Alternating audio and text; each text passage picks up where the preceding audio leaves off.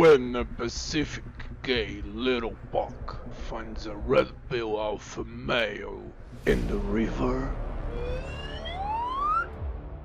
Eu tomando meu Campari e a mina tomando uma breja. E na salada a gente coloca vinagre e não cachaça. Quero comer. Quem gosta de dar o cu? Gosta de dar o cu? Fala assim, você gosta de dar o cu? Gosta de dar o cu? Fala assim, você gosta de dar o cu? Tem que gostar de dar o cu. Disenchain a massive amount of mystery and fun gay adventures in Yokohama City. An epic adventure with a lot of gay men's homosexuality. Mas o que é aquilo? Tem que ser mais veloz que ele. E é terrível de montar. Então ele é? And only one straight guy. Eu tenho amigo viado também, mas era meu amigo já. Vai te fuder, vai tomar no seu cu, Satanás. Come and watch on Crunchyroll. Bungay Stray Dick, a very, very homosexual anime. Fala galera, beleza? Caveiro de volta na área, trazendo a análise da terceira temporada de Bungo Stray Dogs, aproveitando até o gancho que a quarta temporada já está sendo exibida, sendo que esse é um anime que eu fiz vídeo sobre a primeira e a segunda temporada. Vou deixar a playlist de Bungo aí no card para você dar uma conferida, e é até recomendado que você assista antes desse vídeo, porque muitas observações, reflexões e sensualidades estão contidas lá. Sem mais demoras, bora lá! Por razões óbvias, é muito difícil que alguém comece a assistir Bungo pela terceira temporada. Sendo assim, é de se esperar que a pessoa conheça um pouco do universo da franquia para chegar até aqui. Seguindo pelo ótimo estúdio Bones e com a equipe de produção que trouxe as temporadas anteriores e o filme Dead Apple, Bungo segue aqui sendo tecnicamente um anime de ótima qualidade. De qualquer maneira, não foi uma temporada que me impressionou tanto quanto a segunda, principalmente na parte que contava a história do Oda, que é soberba basicamente, mas de qualquer maneira não decepciona nem um pouco. Tanto a trilha sonora e toda a identidade vista em Bungo retorna aqui. A banda Gran Rodeo, que desta vez traz a música de abertura Setsuna no Ai, e a banda Lucky Life, que também retorna aqui com a música Lily, estão novamente dando as caras em Bungo. O legal é que a sonoridade dessas bandas ficou bem atrelada à obra, e essa decisão de manter elas ao longo do projeto é algo que espero que perdure por muito mais tempo. Sobre a abertura em si, a música Setsuna no Ai traz uma letra bem abrangente de uma maneira geral, sobre desespero, amor, angústia, sedução e sensualidade. Quem não gosta de um oralzinho? De certo modo, a indecisão e a angústia que a letra aborda pode ser interpretada como uma conexão ao Atsushi e à sua mentalidade conflitante, mas de novo, é bem ampla de uma maneira geral. Sobre a sonoridade, segue aquela levada da banda mesmo, um rockão bem robusto, com um tecladinho sapeca ali, parecendo um forrozão muito louco. É aquela abertura classiqueira de anime, gente fazendo pose, cara de reflexão, até que começa o refrão, daí é aquela loucura toda. Eita, aí todo mundo correndo, dando golpe no ar. Ah, maluquice que só. Eu errei. Uma parte legal é que Bungo vem trazendo isso há um bom tempo, e conforme a história avança, mas é a cidade de Yokohama. É muito legal ver alguns pontos cativos da obra, como onde o Oda e o Guide se enfrentam pela primeira vez, ou mesmo o alto do prédio que serve de sede para a máfia do porto, o que nos familiariza com essa Yokohama fictícia e com alguns lugares já visitados, fazendo com que a gente tenha aquelas memórias dos acontecimentos passados do anime e tudo mais. Destaque vai para a sequência ali do Dazai no túmulo do Oda, que dá uma dorzinha no coração, ai meu Deus do céu. Ué.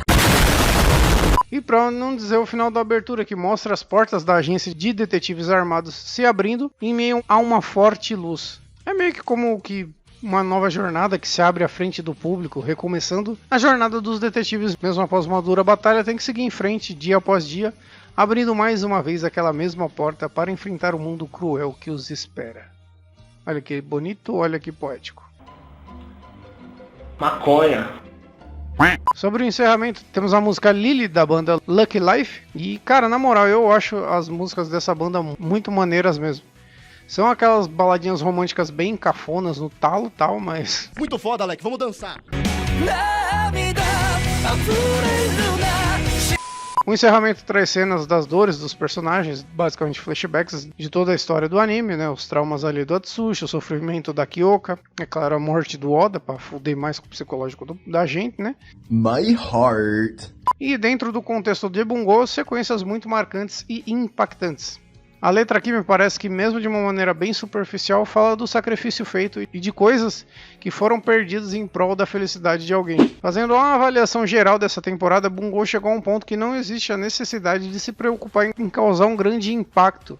É uma obra que possui uma grande popularidade e uma base de fãs bastante fiéis. Sendo assim, essa temporada vem mais como um compilado de histórias avulsas de vários personagens da obra, alguns trazendo fatos e acontecimentos do passado e outros apenas dando mais profundidades às suas histórias e personalidades. Tudo isso enquanto a história vai se desenvolvendo, com a inserção definitiva do personagem Fyodor Dostoiévski, enquanto mostra os acontecimentos após o confronto com a guilda. Essa temporada tem como papel mostrar o dia a dia da cidade, de todos aqueles que foram afetados por esse terrível confronto, que tiveram que seguir em frente apesar das perdas e do cansaço da longa batalha.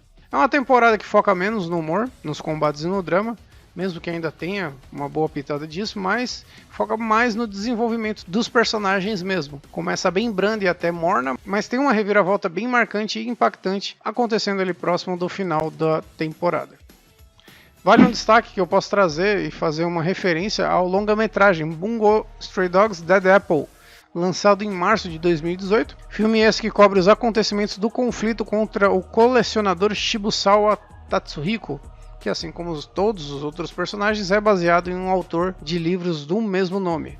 Ele que estava envolto na morte de paranormais usando seu poder Dracônia, que basicamente tira o poder de um usuário e cria uma versão dele que confronta seu portador. Serve bastante para trazer aquele confronto contra o seu eu interior, tá ligado? Meio que cada personagem contra a sua própria habilidade. Não vou me aprofundar tanto no filme, mas ele serve bem um primeiro contato mais bem elaborado com o Fyodor e também para mostrar mais do passado do Atsushi e a sua infância no orfanato. Os acontecimentos aqui se dão após a segunda temporada, mas não chega a ser tão obrigatório assim de ver. Acaba sendo um filme ok para quem é fã e eu não acredito que seja uma boa porta de entrada para novos fãs. De qualquer maneira, fica aí a menção dele, já que ele tem uma importância ali em contar o passado do Atsushi. De resto é aquela bagaceira louca que o Bungo já vem trazendo sempre, né? Ai, eu tatuei um girassol na rodela do meu cu. É porque o girassol sempre tá virado pra luz. E o meu cu também. O anime retorna com mais alguns acontecimentos do passado. Dessa vez temos a entrada do Dazai para a máfia do Porto, e isso logo após ajudar o Ogai Mori, líder atual, a dar cabo do antigo líder da máfia do Porto. A parte legal é que o antigo líder ele meio que tava meio biruleibe das ideias, tava doidão lá, louco, devido à sua senilidade e doença, pedindo para matar todo mundo da cidade, para matar os policiais, outras organizações e todo mundo que estivesse na frente, isso em prol do sucesso e da vitória da máfia do Porto sobre seus opositores. Um ponto interessante é que o Soseki Natsumi, o mestre do Mori e do Fukuzawa, que é o líder da agência, pregava que o equilíbrio de Yokohama se daria através da polícia, da máfia do Porto e da agência de detetives armados. É legal esse primeiro contato aqui, porque por mais doente que o Ogai Mori seja de fato, ele é um líder e um líder extremamente talentoso e nato. Ele de fato preza pelo equilíbrio de tudo, seguindo bem esse ensinamento do seu mestre. Se a gente levar em conta que se ele levasse ao pé da letra, ou se ele seguisse as ordens do líder veaco lá da máfia do Porto, muitas pessoas iam morrer em vão, né, sendo inocentes, inimigos e inclusive os companheiros dele. Então é bem legal essa faceta que já é abordada do Ogai Mori. Eu tenho um probleminha. Eu gosto bastante de Bungo e acho bem interessante o anime de uma maneira geral. Tudo isso que o Bungo aborda, que é uma coisa que muitas vezes passa despercebido por ele ter essa estética de animizão e tal. Mas é essa questão de que ninguém aqui é bonzinho ou malzinho, né? Ai, ui, eu sou do malzinho, ui. Não. Tirando o Kenji, só que esse menino é bom mesmo. É menino bom, menino da paz. Pra mim, pobre e ser humano é a mesma coisa. Uma vez eu até sentei do lado de um pobre. E não vomitei, hein? É, eu sou muito humano. Essa faceta que nem mesmo a polícia, que temos como a figura principal o Ango Sakaguchi, ou a máfia do Porto, enfim, e de certo modo até a agência, mas que não existe um lado certo ou errado. Ambos têm suas virtudes e ideologias e acreditam e lutam por aqueles que estão de seus respectivos lados. A máfia do Porto, ela é suja, basicamente, é criminosa, é uma organização criminosa, mas mesmo assim tem seus códigos de honra e conduta. E como eu falei, por mais doente mental que o Mori seja, ele sabe que a anarquia não ia gerar nada além de uma destruição descabida, que ia foder com toda a cidade. Se você analisar bem, todos os confrontos diretos entre a máfia do Porto e a agência de detetives armados são coisas que acontecem no último dos últimos casos. O próprio Guy Mori tem uma frase bem interessante dizendo que a violência é apenas um dos inúmeros meios que a máfia do Porto tem para agir. Então o Bungo, ele apresenta bem essa linha tênue que existe, essa politicagem, né? E essa balança que tem como pesos as três organizações. A gente tem a relação do Dazai e do Mori sendo apresentada e posteriormente alguns conflitos que demonstram como o Shuya Nakahara entrou na máfia do Porto e como sua relação com o Dazai se iniciou. Após alguns entreveros iniciais, o Shuya é convencido a se aliar à máfia do Porto para investigar junto ao Dazai as desaparições do antigo mestre, quase que como uma assombração misteriosa pela cidade. Bungo já demonstrou por diversas vezes como o Shuya é de fato um personagem extremamente poderoso, mas aqui vemos que ele é forte desde sempre. A cena dele parando as balas com seu poder, enquanto nenhuma bala acerta o Dazai, justo ele que queria morrer, né? Chega a ser até engraçado isso aí. Ficou realmente muito boa, cara, essa cena. Fora que aqui temos uma cena que demonstra bem essa cor cinza que todo mundo tem em Bungo Stray Dogs. Já que temos o Dazai, um personagem tão querido e carismático, meio que perdendo o controle ali, executando um soldado a sangue frio. Sobre a interação dos dois, cara, ficaram muito boas, como sempre. O Shuya é cabeça quente, descontrolado e de certo modo até honrado em excesso. E é uma combinação perfeita com o Dazai, que é totalmente dissimulado e cínico. Falando do Dazai bem brevemente, é impressionante como é um personagem que consegue render e fazer todas as interações em que ele aparece serem muito boas. Apesar do Atsushi ser o protagonista de Bungo, quem rouba a cena quase que sempre é o Dazai, por isso que ele é um dos personagens mais queridos de Bungo Stray Dogs. Você é uma puta. É isso que você é, né? Nem mais nem menos. É isso, na tua cara, na tua boca. É uma safada. Você merece tudo de ruim que aconteça na tua vida. Não é que eu sou uma safada. Você que não tá entendendo. Eu sou muito humilde. Como que você quer que eu dou pra você e não dou pro seu amigo? Ele vai ficar olhando? Você é muito egoísta. Não é assim que funciona. Eu tenho 3 buracos. Aí eu perdi na vida de novo. A conclusão desse microarco se dá quando o Dazai, com sua pica de mel, descobre o verdadeiro culpado. Tanto pelo antigo mestre ficar vagando ali meio que como um fantasma, temos a aparição de Hando, ou Arthur Rimbaud, envolvidos nesse mistério do Aharabaki, o deus do fogo, que era um alvo do Hando e de seu parceiro Pulverlane. Eles tinham como objetivo principal capturar essa entidade. O Arthur acaba sendo derrotado e posteriormente morto, mas antes disso ele faz um discurso sobre as pessoas passarem a vida inteira sem saber o que realmente são, e revela que o Shuya seria o receptáculo, enfim, dessa entidade, desse Aharabaki. E dizendo que apesar disso, o Shuya era forte, e querendo ou não, o quão privilegiado ele era por poder saber quem realmente é. Essa trama do Aharabaki acaba ficando em aberto e deve ser desenvolvida futuramente, mas de qualquer maneira, esse é um projeto que basicamente visava criar paranormais artificiais ao combinar paranormais e seres comuns.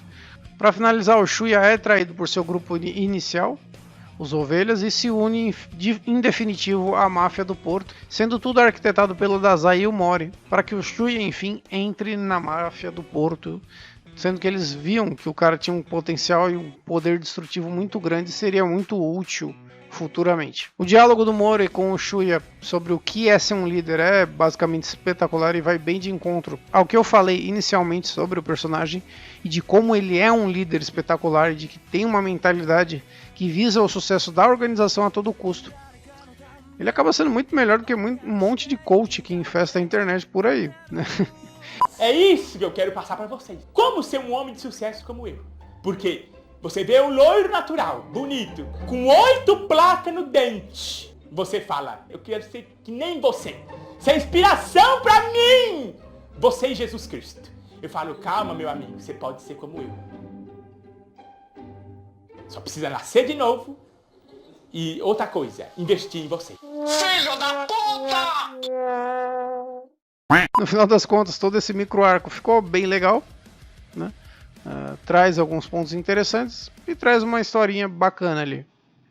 Ele finaliza com o Ango Sakaguchi revelando que posteriormente ele acabou desvendando o mistério sobre a aparição ali do Shuya, mas que isso vai ser abordado futuramente, né?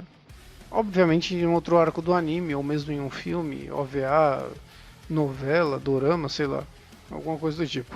E aqui, cara, infelizmente tenho que dar uma pequena crítica ao Bones, que da mesma maneira que a temporada passada, que se eu não me engano da temporada atual, a gente tem um flashback iniciando uma temporada. E após isso, a gente tem algumas histórias soltas que culminam com um final que fica realmente muito corrido, cara. Eu acho isso ruim, porque muitos personagens e acontecimentos do final são um pouco explorados, o que acaba deixando para a temporada seguinte resolver essas lacunas.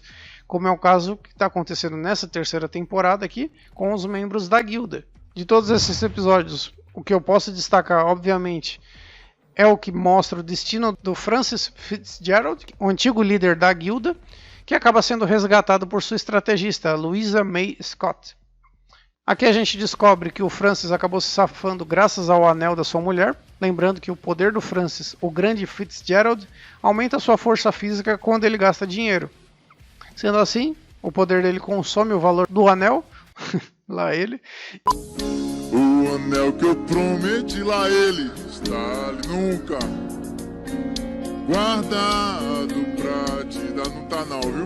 E ele e o cara se salva. Durante todo esse episódio a gente tem a trajetória do Francis e a Louisa para conseguir passar a perna em uma empresa de segurança, conseguir reaver a fortuna do Francis e da guilda posteriormente, sendo que de quebra na conclusão eles conseguem um sistema de segurança poderosíssimo, conhecido como os Olhos de Deus.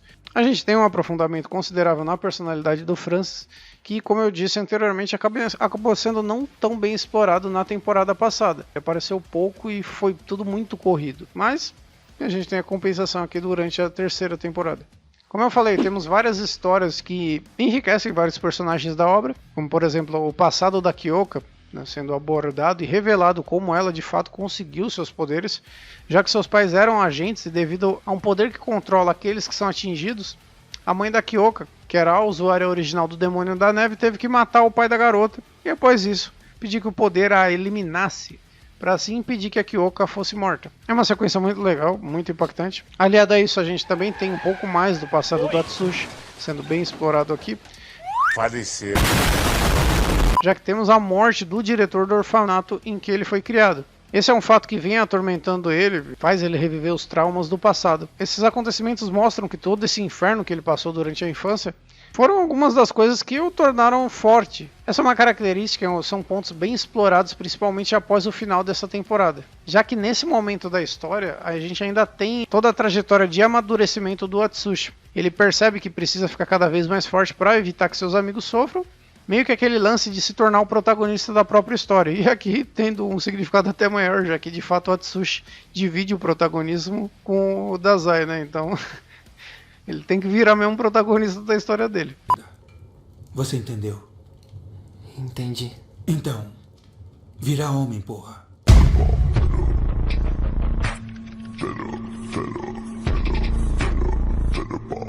Lembrando que assim como a temporada anterior, o Dazai insiste em unir o Atsushi e o Akutagawa, né? Meio que para passar o bastão para eles ali e tal. Como principal acontecimento dessa temporada, a gente tem a aparição de Fyodor Dostoyevsky, como eu falei, o líder do Rats in the House of the Dead. Oh, que inglês bem hablado. Dono de uma inteligência fora do comum, extremamente sádico e sem escrúpulos, se aliando e se valendo de tudo para atingir seu objetivo de abalar os pilares de Yokohama, que são as 3 organizações, a Máfia do Porto, a Polícia e a Agência de Detetives Armados. Lembrando que ele se aliou à guilda e posteriormente, após a sua queda, acabou sendo capturado. A gente tem um episódio inteiro que mostra toda a sua inteligência e sadismo, já que ele faz com quem o capturou acreditar que seu poder seria alterar a realidade. Ele mexe tanto com a cabeça do cara que faz com que ele acreditasse que morrer nessa realidade, entre aspas, faria ele voltar ao mundo real. Tudo obviamente não passa de um blefe. E o que o Fyodor faz é com que o cara acabe se matando, né? Conseguindo assim ficar livre para escapar de seu cativeiro. É um menino muito sacanageiro. Também é revelado durante a temporada que o Fyodor tem como objetivo conseguir o livro. Que é um artefato misterioso que estaria oculto na cidade de Yokohama e que torna real tudo aquilo que é escrito nele. O Fyodor almeja o livro porque ele quer eliminar todos os paranormais do mundo, pois acredita que eles são pecadores, possuindo uma natureza maligna que afasta o mundo de uma real salvação. Uma coisa interessante sobre o personagem é que ele dificilmente usa o seu poder, Crime e Castigo, que é baseado na obra do real Fyodor Dostoiévski, né? Fator esse que até o presente momento da história não temos uma informação precisa de como seu poder realmente funciona. Ele só toca nas vítimas e o cara vira purê de batata. De qualquer maneira, ele se vale muito mais de jogos mentais, tortura psicológica, chantagem e até lavagem cerebral para ferir as pessoas, então meio que não usa muito o poder dele. O lance dele é fuder com a cabeça dos outros, igual ele fez com esse maluco se matar, ou mesmo quando ele usa crianças bomba, fazendo elas se matarem na frente do Kunikida, fudendo com a cabeça dele também. Então assim, o Fyodor ele faz jus ao que o Dazai fala no final da temporada passada, que fala que ele é o demônio. Além disso, ele também usa o Nathaniel como um peão para colocar a máfia do Porto e a agência uns contra os outros mais uma vez. Por mais que nós tenhamos aqui uma inserção inicial do Fyodor, eu acredito que é um personagem que tenha muito a crescer em Bulgor, assim como aconteceu com o Mori, né, que é um personagem que foi brevemente apresentado nas 2 primeiras temporadas e agora teve um crescimento absurdo. Eu acredito que o mesmo vai acontecer aqui com o Fyodor. O ponto alto do confronto acontece quando, como eu falei, o Fyodor utiliza o Nathanael ali, o Nathanael Hawthorne, para infectar o Fukuzawa e o Mori com um vírus chamado de canibalismo. Vírus esse que vai matando os 2 infectados aos poucos e que a única cura seria um dos 2 infectados morrer. Fator esse que coloca as 2 organizações frente a frente para se enfrentar, né? A máfia do Porto contra a agência de detetives armados, cada um buscando matar o líder da organização rival a fim de salvar o seu amado líder. E é aqui, cara, que eu acho realmente um bagulho muito, muito bom de Bungo Stray Dogs, né? Então a gente tem a ver toda essa construção dos personagens ao longo de toda a história. E quando tem as 2 organizações frente a frente, é um momento genuíno de tensão. Ver um grupo com o Akutagawa e o Shuya, além dos outros membros da máfia, contra a agência de detetives armados, com o Kenji, com o Tanizaki, a Kyoki e tudo mais. Cara, realmente coloca um confronto absurdo que ficaria prestes a acontecer. Porque a série, ao longo dos episódios, demonstrou como, por exemplo, o Shuya é na porrada, tá ligado? Mas, sei lá, tipo, quanto que isso vai fazer frente ao Kenji, por exemplo.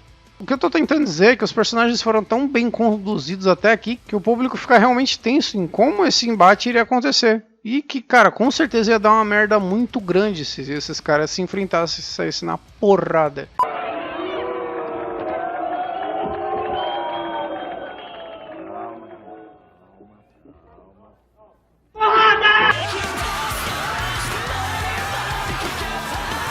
E aí que a gente é apresentado a uma sequência absurda de reviravoltas e combates, e como eu falei, essa temporada ela brilha bastante nesse momento, né? São momentos muito impactantes e tensos mesmo. 2 destaques que eu posso trazer são o Tanizaki e o Rampo. Eles que são personagens que sempre têm momentos marcantes no anime, e aqui nessa temporada não é diferente. O Tanizaki usando seu poder neve leve ali para ludibriar a máfia e abrir o espaço para que todo mundo conseguisse escapar com o Fukuzawa que estava meio moribundo. Enquanto isso, ele também mesmo fazendo uma investida ali contra a máfia do Porto e quase, mas por muito pouco, ele não mata o Gaimori. O Tanizaki em si é um personagem que eu acho muito, muito da hora, cara. Ele tem momentos e lutas muito impactantes e muito fodas mesmo. Mais uma vez exaltando Bungo Stray Dogs, parece que todos os personagens aqui, mesmo os mais simples, são muito legais, cara. Infelizmente, alguns personagens ainda não tiveram desenvolvimento e momentos tão marcantes, ou tiveram poucos momentos, que é o caso, por exemplo, do Kenji e da Yosano. São pouquíssimas aparições dos 2, mas mesmo assim são personagens muito bons e marcantes. A história do Bungo, ela gira muito em torno do Atsushi, Dazai, Kunikida, Akutagawa e o Shuya. Não que isso seja ruim, porque são personagens legais, mas eu gostaria de ver mais dos outros personagens. E em relação ao Rampo, como eu falei, cara, quem assistiu essa parte sem saber do que acontece, com certeza se surpreendeu muito, porque ficou muito da hora, tá ligado? Em dado momento, em meio a inúmeras reviravoltas e estripulias mil, o Rampo se coloca à frente do Shuya pra sair no braço com ele. E, cara, sinceramente, todo mundo sabia que ia dar merda. Era tipo o Popó contra o Whindersson, tá ligado? O Rampo é um personagem extremamente inteligente, é alguém extremamente inteligente, mas na porrada ele é um zero à esquerda.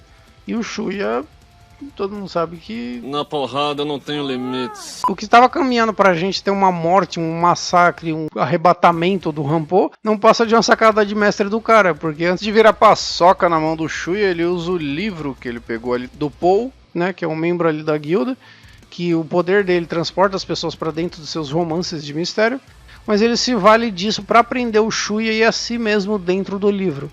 Eu particularmente gostei muito de como toda essa sequência foi executada. Ficou realmente muito boa, por mais simples que seja, mostrando ali que o Rampo é um cara esperto e sagaz como ninguém. O cara é foda, enfiou no rabo dos dois sem vaselina.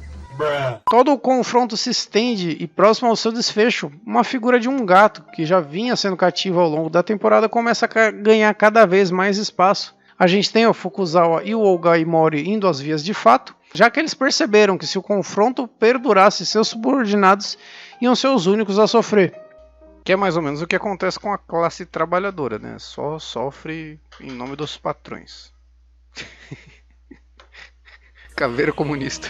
Mesmo de uma maneira breve, mostra uma sequência de luta realmente muito boa, muito sensacional mesmo. É curtíssima a luta dos dois, mas ficou realmente muito bem executada. A gente tem então as cenas que mostram toda a explicação de que o Soseki Natsumi, o fundador da agência de detetives armados, pediu para o Fukuzawa que protegesse o Mori, isso alguns anos antes, tendo em vista que nessa época o Mori já era alguém que se sobressaía num submundo do crime ali, das sem-vergonhice.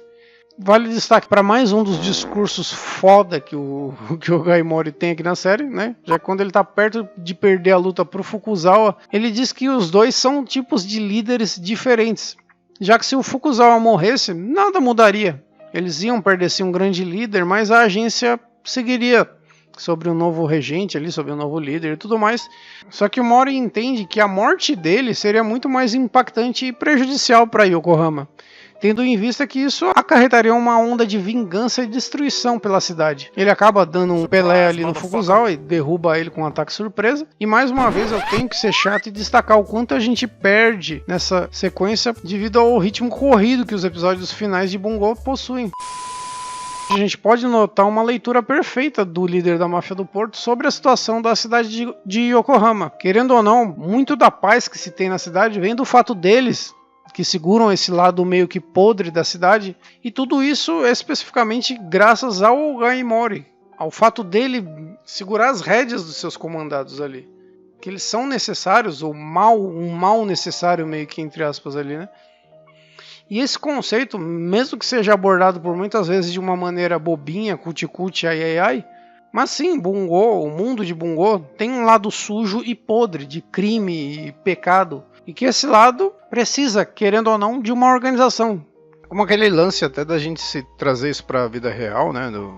Querendo ou não, é uma abordagem que até o próprio Bungo tem, mas a gente tem no mundo real, no mundo que a gente vive, drogas, prostituição, enfim, coisas que são, querendo ou não, goste ou não, que existem, que muitas pessoas consomem. Esse é um conceito que eu acho legal que a série mostra, que o Bungo traz, e que são coisas que existem, são coisas que as pessoas usufruem, né, e que estão do lado errado, do lado fora da lei, e que esse lado fora da lei é controlado ali pela máfia do Porto, e que infelizmente, aqui no contexto do Bungo, se não fosse a máfia do Porto, descambava pra desgraceira só.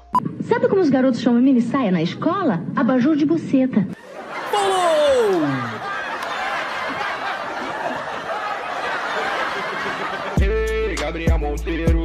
Já aproveitando como gancho nessa sequência, temos aquela abordagem que eu mencionei de que a cidade precisa desses 3 pilares para se sustentar: a lei, que vigia o dia, ou o mundo que segue as regras da lei, o crime, que vigia o submundo e aqueles que vivem à margem da lei, e o meio, como é dito na série, o crepúsculo, que fica a cargo da agência de detetives armados, vigiando as 2 pontas de cada organização.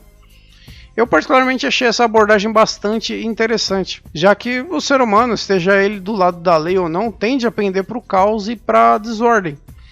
Soseki Natsumi, o mestre do Mori e do Fukuzawa, entende esse conceito quase que como que inevitável. E por isso adota essa filosofia de que sim, o crime existe, o errado existe na natureza humana, é algo que está intrínseco na natureza do homem. Sendo assim, é preciso aqueles que controlem a lei, mas é preciso, mais do que tudo, daqueles que controlem as trevas, ou o errado, entre aspas. Até porque se a gente considerar o errado é algo mutável muitas vezes, mas enfim.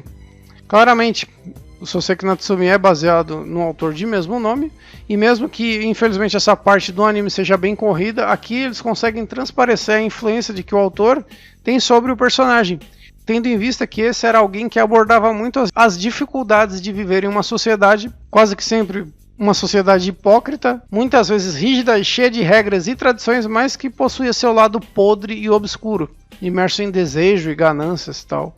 E é basicamente o que era meio que a Era Meiji ali, o período a qual o autor era contemporâneo. Fato é que a conclusão dessa putaria toda se dá quando o Soseki aparece dando as caras ali, mostrando o seu poder "eu sou um gato", que é basicamente autoexplicativo, né? O gato que estava rondando a cidade ali, os personagens do anime, era ele, basicamente. Isso tudo é uma referência ao livro mais famoso do autor, que tem um gato como protagonista, né? Gato esse que vive ali com um homem meio que fudido e passa a história inteira criticando e apontando os erros e hipocrisias do ser humano. E é basicamente o que o Natsume faz aqui. Ele acaba sendo responsável por salvar e ajudar o Katai, sendo que eles juntos conseguem desvendar o esconderijo dos ratos, né? Que são liderados ali pelo Fyodor. Colocando assim a agência e a máfia do Porto lado a lado, mais uma vez. Outra vez? Depois de falar como esses canais genéricos, né? É o Ash que vai aparecer? Eu gostaria muito de vir aqui e dizer o quanto essa sequência é espetacular e sensacional. E cara, sinceramente não é que ela não seja, mas é tudo extremamente muito corrido. Tudo isso que eu falei acontece em um episódio. É muita coisa para digerir e chega bem perto de perder o impacto de tão corrido que é. É um fator que ocorreu também na temporada passada e tudo mais, tal. E eu até entendo que é meio que um milagre para uma obra como Bungo seguir sendo adaptada, tendo em vista a temática que ela tem e que as partes de lutinha tem que ser mais abordadas, porque é o que mais vende e aquela coisa toda. Tem prazos de cronogramas malucos e extremamente apertados e tudo mais. Só que, cara, infelizmente, Bungo se perde muito, porque é uma obra cheia de detalhes e muitos pormenores que a adaptação do anime, infelizmente, não consegue, por muitas vezes, adaptar. Eu até indicaria mais que as pessoas buscassem o mangá e as novels, enfim, os outros materiais de Bungo fora do anime, porque lá você vai ter muito mais conteúdo sendo abordado. De qualquer maneira, chegamos à conclusão da temporada, onde todos se unem para invadir a fortaleza dos Rats in the House of the Dead.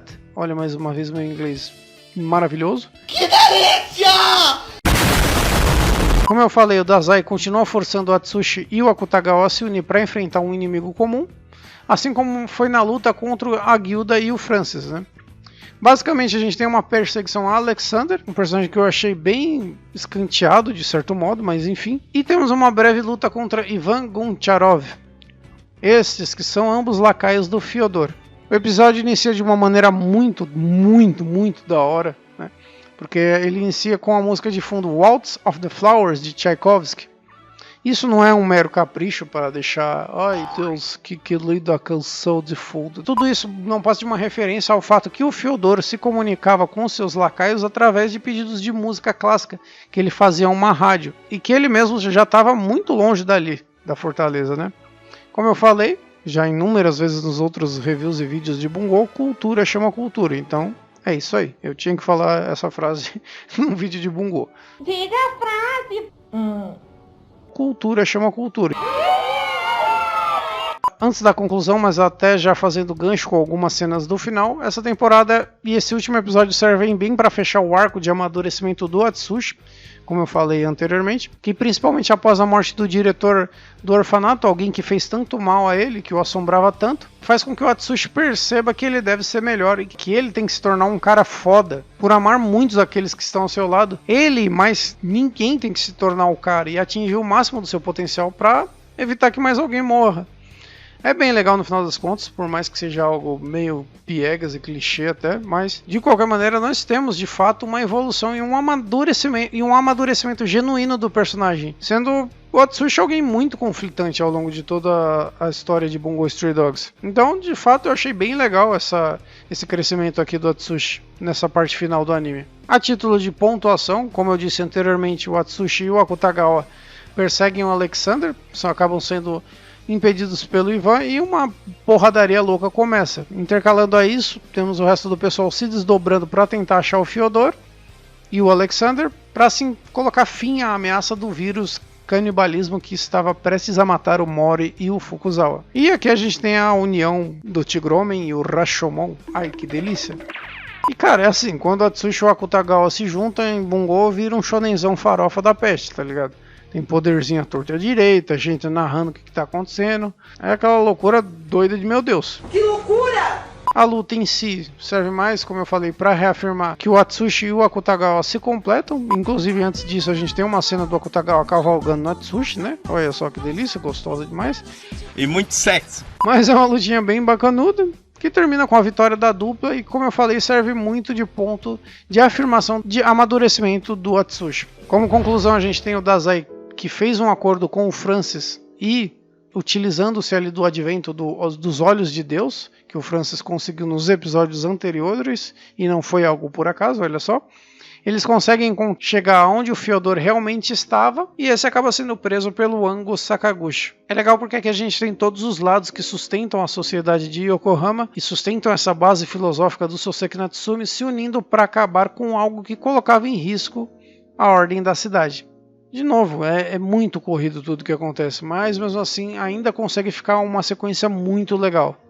Antes de encerrar, temos a revelação que o Akutagawa e o Atsushi fizeram uma promessa que iriam lutar até a morte dentro de 6 meses, só que o Atsushi impôs uma condição, que dentro desses 6 meses o Akutagawa não deveria matar ninguém, porque aí ele ia ver se vale a pena ser alguém maligno ou não. Olha que bonito, olha que poético. É legal uma reflexão final do Dazai sobre os mafiosos que não matam, e meio que isso emociona o personagem. Eu achei bem legal essa cena, porque ele lembra do Oda ali, que era alguém que era um mafioso que não queria matar. E ele percebe que o Atsushi e o Akutagawa lembram muito ele e o Oda. O Dazai era alguém que buscava a morte, meio que como o Akutagawa é hoje em dia, e o Atsushi é alguém como o Oda, que é alguém mais pacifista, do bem e mais da paz.